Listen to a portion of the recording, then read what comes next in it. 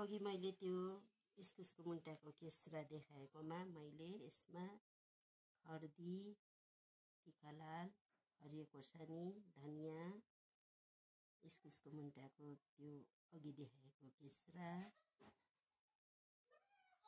हालेर प्याजी बनाउँदैछु। हेर्नुहोस्।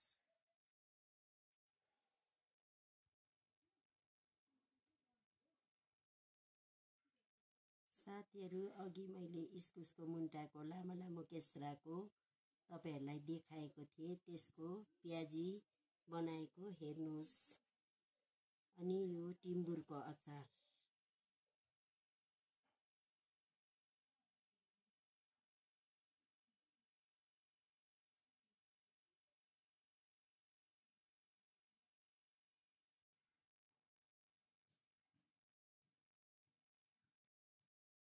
साथीहरू, अघि मैले इस्कुसको मुन्टाको लामो लामो केस्राको